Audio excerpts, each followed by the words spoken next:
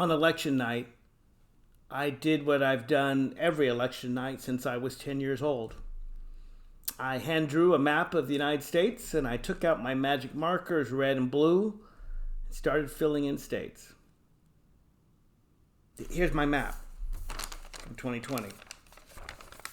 You may have seen it on Facebook.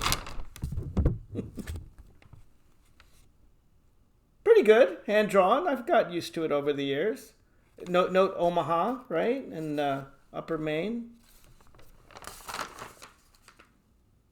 I enjoy filling in the maps, but I can't wait to the day when I no longer have to. When the President of the United States is chosen by the people of the United States. That's a dream of mine. I don't believe people rejected for presidency should be our president. I believe in democracy. That's why I want to have a national popular vote rather than this anachronistic electoral college designed by the founders to appease slaveholders and really causes the entire presidential race to be decided in 3 or 5 states. Yeah. But this video is not about the electoral college, though it is about democracy. You know, Thomas Jefferson wrote in the Declaration of Independence that the only just powers of a government are derived by the consent of the governed. The consent of the governed. He also wrote that all men are created equal. Today we'd say all men and women are created equal. But if you believe that the only just government is consent of the governed, and you believe that all American citizens should have an equal voice in that government, yeah, you got to get rid of the electoral college. And you got to get rid of gerrymandering. Because what gerrymandering is, of course, is minorities, a minority party taking power through manipulating the system. So even though our system of government had fair elections, we had complete free and fair elections. There are no significant fraud whatsoever. I don't think they've proven any, but certainly not enough to overturn this election. Joe Biden won it fair and square, even under the biased rules of the Electoral College.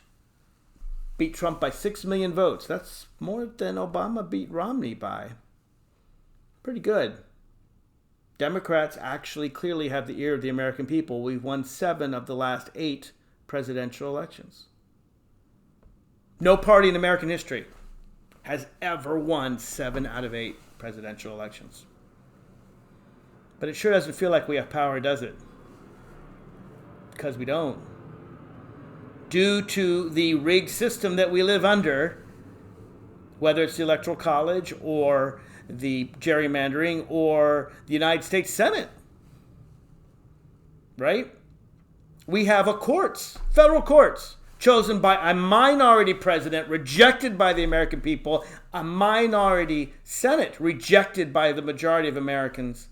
We don't live in a democracy. We're close. And some folks, too many folks, want to undermine it. And that's the message of this video. On election night, I thought we'd be okay. Was a little nervous. Would have loved to have won Florida, to be sure. Didn't like that we didn't win some close Senate races, we Democrats. And by the way, it is critical that we win the 2 seats in Georgia. It's not going to be easy. God bless Stacey Abrams and all the work she does fighting against the Jim Crow laws of Georgia, where the Republican governor removed hundreds of thousands of blacks from the voting rolls in a purely racist way to obtain power.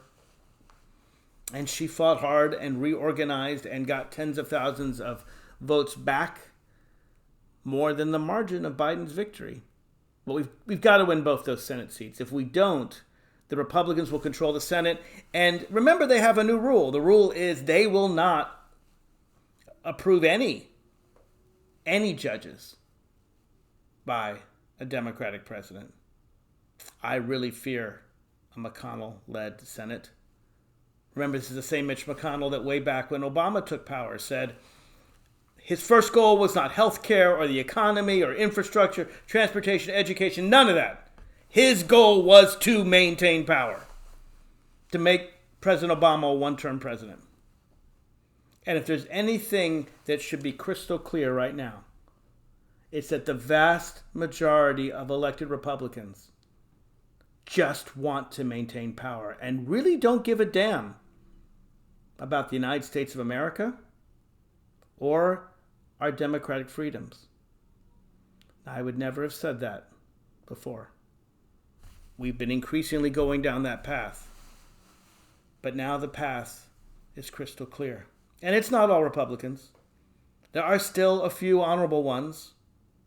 It's unfortunate when the honorable Republican senators can be counted on one hand.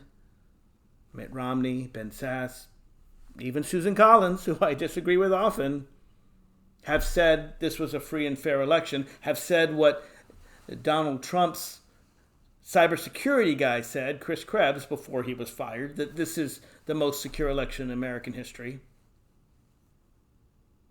Let me go back to election night. Went to bed that night nervous, but knowing that due to the gerrymandered legislatures of Michigan, Wisconsin, and Pennsylvania, the Republicans there had rigged the system so that the Republican votes would be counted first, before the people that voted earlier, right?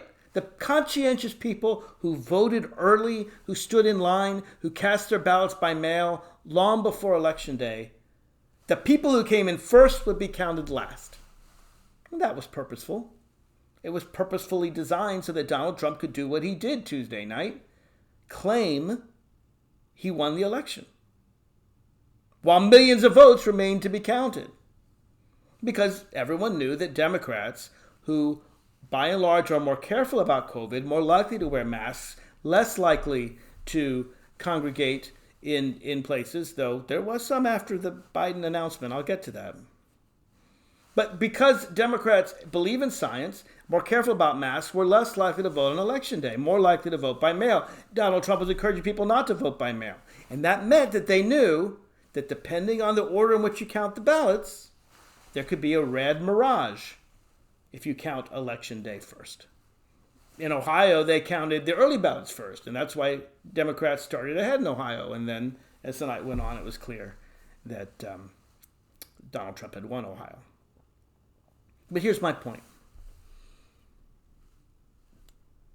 Joe Biden won a pretty convincing race. Took some time to count all the votes, but it became increasingly clear Wednesday, Thursday, Friday, and then came Saturday. I'm sure you remember it. You may have heard some cheers outside your door. People dancing in the streets. Alexandria, Washington, D.C., New York, Atlanta, Los Angeles, Philadelphia. Philadelphia Freedom took a whole new ring, that song in my mind. Milwaukee, Detroit, and yes, in suburbs all across America. There's a beautiful clip of people dancing in, I think, a Minnesota suburb.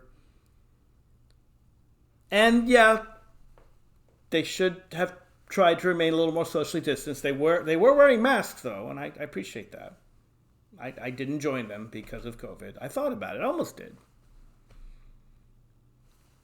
But the main emotion, I think, although there was joy, there was celebration, there was dancing, I think it's relief. Whew. American democracy survived its greatest threat since the Civil War. We would finally now have a competent, caring president-elect and vice president-elect, rather than the corrupt, incompetent, narcissistic, bordering on treasonous,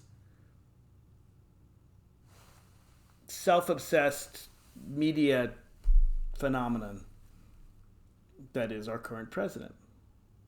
We'd have a president who cared about the American people more than himself, rather than a president who cared only about himself. And my message of this video today is the battle is not over. Trumpism is not over. It is the end of the beginning, but it is certainly not the end. Trumpism is alive and well, and that should be very clear to you following the announcement of the president and vice president-elect. As Donald Trump and his toadies in the Republican Party, which appear to be the vast majority of Republican elected officials, including, as far as I know, every single elected official in Virginia that's not retiring. Every single Republican elected official. They believe in overthrowing the United States government. That's a pretty strong charge. But what else do you call it when you want to take millions of ballots and discard them? That's what Lindsey Graham asked the Georgia Secretary of State, Brad Raffensperger, to do, to throw away an entire county's votes. Now, the Georgia Secretary of State, to his credit, who a Trump Republican, felt his duty was more to the people of Georgia and the American people than to Donald Trump. He actually wanted to keep his job of counting votes honest. But what if he didn't have the integrity that he had? Where would our country be? Are you aware how close we came to a destruction of our democracy? How few Republicans are speaking out tells you that too many of them, most of them, the vast majority of them, care more about raw power than about the American people. I didn't used to think that about the Republican Party. I've done liberal conservative debates for decades now on Fox News, among other places. And, there's patriotic Republicans and patriotic Democrats disagreeing on Social Security or civil rights, healthcare. But when you try to overthrow the U.S. government, you're a traitor to the United States government. The President of the United States is currently the greatest enemy the United States has ever faced since, the Civil War, when we had traitors in the U.S. government levy war against the United States government. Now, it hasn't gotten that bad. May it never get that bad. But overturning an election is a serious thing. This is not the legitimate right of every candidate to get a recount, to check to make sure that a few ballots weren't misplaced. That's all fine, well, and good. But when the President of the United States is calling local legislators in Michigan and Pennsylvania and saying, we know that your state's voters voted for Joe Biden, but I want you to install me as president anyway, that's an attempted coup. That's worse than simply not conceding. That, as far as I'm concerned, would be impeachable, except there's no time, and the Republicans wouldn't convict because they support it. If you want to know if someone's for real, if they truly care about the United States, ask your elected official whether they care more about raw power or more about democracy. Far too few Republicans today are speaking out in defense of democracy. And even worse, they're trying to harm the American people in order to get more raw power. Now, again, that sounds like an extreme thing to say. But let's look at what we've got. We've got Donald Trump, whose presidency has killed 250,000 plus innocent Americans so far. It'll probably go up to 400,000 by the time he leaves office, certainly over 300,000. Unnecessarily died because of the pandemic. Sure, a few thousand would have died, but not hundreds of thousands. Due to colossal mismanagement, due to the fact that the president himself was a super spreader, going to rallies, throwing out MAGA hats, disease-ridden hats that the person catches. It's like catching death. The president personally killed hundreds. Herman Cain, dead because of the president. I mean, this is the president who joked, was it a joke, that he could walk down Fifth Avenue in New York City and kill someone and his supporters would be okay with it? What an underestimate. Hundreds of thousands of Americans dead unnecessarily. And hope is around the corner, folks. We've got a couple vaccines around the corner. President Biden has got a team ready. President-elect Biden has a team ready to come in and to work with the outgoing administration, the few scientific experts left, people like Dr. Fauci. I hope he's not fired soon.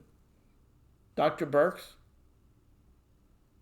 But Trump won't let Biden even talk to the people in charge.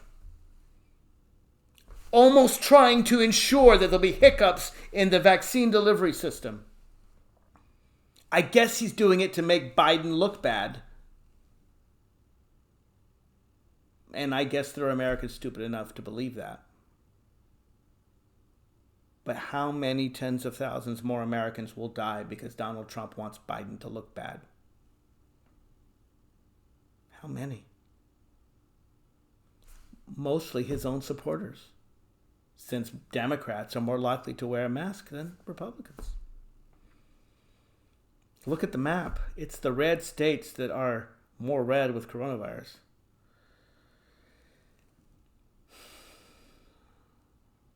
He's also salting the economy, salting the earth.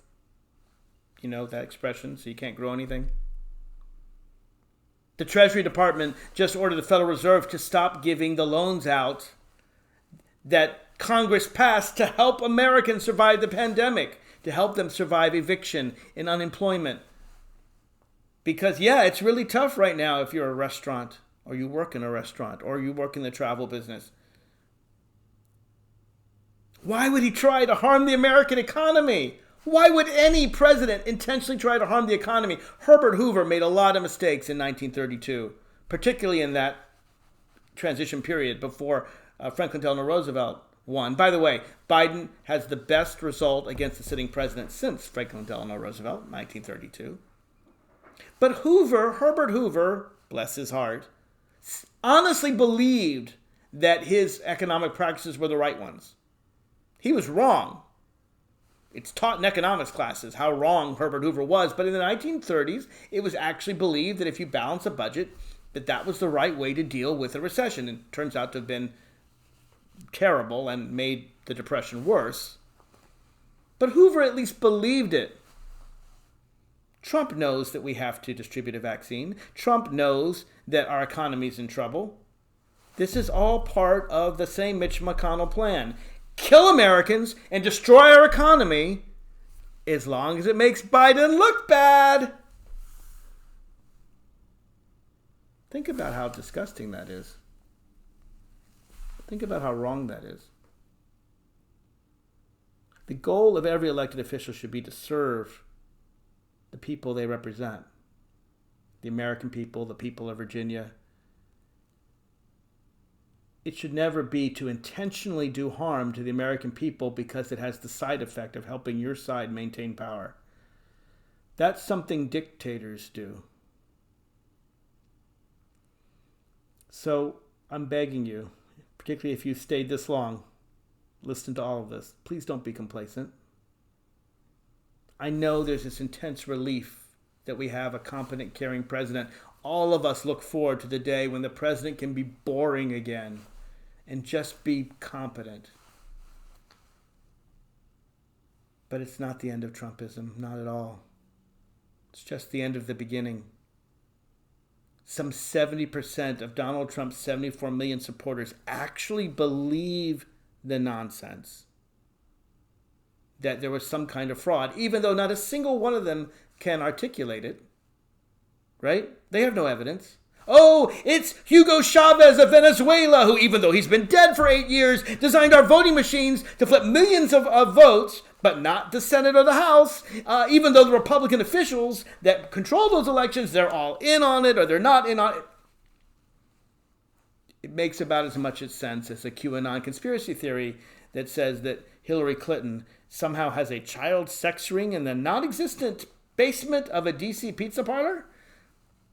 Yeah, this is crazy stuff. This used to be the kind of stuff that John Birchers put forward.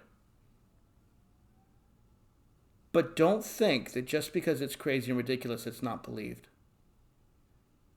We have 70% of Trump's voters, 15 million Americans, who will not read an objective news source, who only watch the conservative media, and that's really, really dangerous. They believe the alternative facts. And elected Republicans know that those are lies, and they're not saying anything because they want power and they want money. Donald Trump, we know, is a massive grift. It's all about conning people and pouring more money to his pockets. And Americans are falling for it. We're so high and mighty. Oh, we could never become Nazi Germany. Really? Really? Please don't be complacent. The reason we had such great success in Virginia in the Democratic Party in 2017, 18, 19, and 20 was reaction against Donald Trump. But if we don't turn out in 21, the Virginia elections coming after redistricting, after an amendment that actually will help Republicans draw the maps, don't let them gerrymander Virginia like they did Michigan, Wisconsin, and Pennsylvania. I'm going to need your help. We're going to need your help. You know, $1 billion was spent on Joe Biden's victory. I don't know that last $500 million in TV ads made the difference. I actually think 98% of us made up our minds before Election Day. But in the meantime, we lost state legislatures right and left. Republicans will gerrymander again all across the United States because, again, their goal is not democracy. It is not one person, one vote. It's a rigged system. I think I've proven that today. If anything's left out, you come talk to me and I'll give you any evidence you need. And it's not all Republicans. It's most of them, most elected ones. Actually, the ones that are retired tend to be more honest and tell the truth about Trumpism. They're all scared. It's a self-fulfilling prophecy, right? Trump lies to the voters. The voters believe the lies. The Republicans don't distance themselves from the lies because they fear the voters who believe the lies. The conservative media doesn't distance itself from the voters who believe the lies because they don't want to be turned off. So they tell the voters more lies. That's how cults begin. That's how they're perpetuated until everyone drinks the Kool-Aid laced with cyanide. I don't mean to be too grim. I'm actually quite proud of my country. I'm proud that in you. I'm proud that we have the largest turnout in American history. I mean, the only greater turnouts are before they allowed women and black folks to vote. So in terms of true elections, this is the largest turnout. Just asking you not to quit. Don't go home. I wish I could say we've won the war. We haven't. We've won a battle. But these systemic problems remain, and I'm going to work really hard as your representative to get rid of the Electoral College, to get rid of gerrymandering, to have courts that reflect your views, the majority views, to have legislatures that reflect the majority views, to bring back representative democracy, to get rid of the Jim Crow laws, the poll taxes in Florida, removing blacks from the voting rolls in Georgia, the president trying to throw away the votes of, let's face it, large African-American cities like Philadelphia and Detroit, Atlanta. The fight continues. We need your help. And if you can help contribute to the effort, whether it's in Georgia, where we've got to win those 2 Senate seats just to get 50, just to get so that Kamala Harris can break the tie, because I don't know if Mitch McConnell is going to approve any Biden judges. You got to keep fighting, folks. Please don't quit. Please don't relax. Please keep voting. Please contribute. We in Virginia could use your help. We really could. I haven't had any fundraisers this year. I have them every year.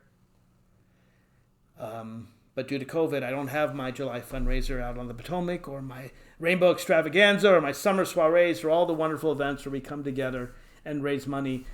And I've raised money in the past for Virginians and helped us flip the House of Delegates. We're going to need your help, the House of Delegates, in 2021. We need your help in these statewide races. If you can afford it, and I know many of you have been hurt by COVID, I'm not asking you folks to give, you give a token amount. But those of you who can afford it, we need to protect our democracy. So I hate to do this, but go to markfordelegate.com, markfordelegate.com, markfordelegate.com.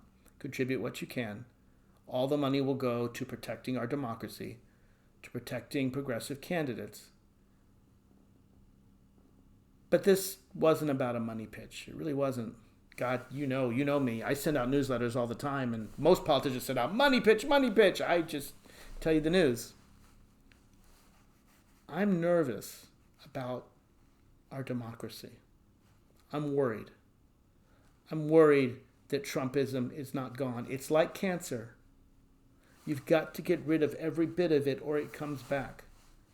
And we have as much Trumpism, much Trumpist cancer as we have a pandemic right now. We have a pandemic of Trumpism, of wannabe authoritarians, of Americans that legitimately believe in trashing our democracy because they want power. You know what? I've supported candidates that have won elections. I support candidates that have lost elections. It's okay to lose an election. Hillary Clinton beat Donald Trump by 3 million votes, and yet the next day she conceded the race because of our rigged electoral college system. But it's the rules. She played by the rules. All we are asking of our fellow Americans is to play by the rules. And yeah, I'm working to change the rules, because I believe that all men and women are created equal. And I believe that governments only derive their just power by the consent of the governed. If you believe in American democracy as I do, and you want to preserve it as I do, stay awake, keep your eyes open, keep up the fight, because the fight continues.